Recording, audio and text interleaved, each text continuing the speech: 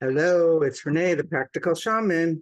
Welcome to Insight 7. Drop the should haves, could haves, and would haves.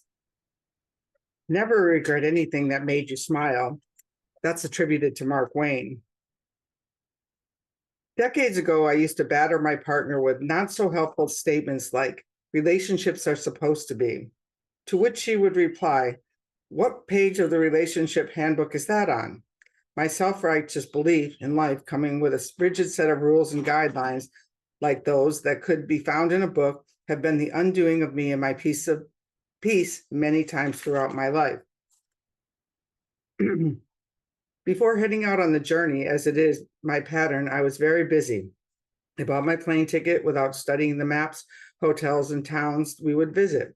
For much of a life, I planned trips within an inch of their lives, leaving little room for grace and the possibility of change. This time, the tour operator provided the outline. The only requirement of me after helping fill the trip with pilgrims was to show up for dinner the nights that she group gathered, opened wind space, call in a wind spirit for each walker, and close the space at our final group dinner. Other than that, I was free to dance with the winds of spirit. Millions of pilgrims have moved along the trails of the Camino de Santiago throughout the centuries because it's considered a place of spiritual power.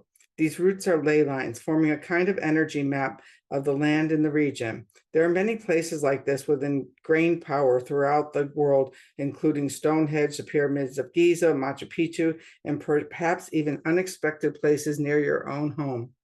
I have been on several pilgrimages in my life when I was feeling thirsty for spiritual guidance, followed by a sacred path along a key line. I have experienced a quickening of my awakening and received deep guidance and insight.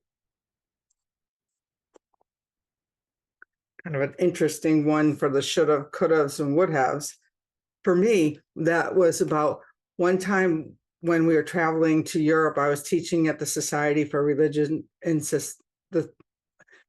Society, and afterwards a friend of mine and I traveled throughout England, and we went to Bath, and we both had an immediate reaction, which wasn't the best, I must say. It was like the inn wasn't the one like as friendly and as welcoming and as the other ones. And my friend even didn't go downstairs to eat breakfast the next day, but we went to the Roman baths because it was something that I really wanted to do.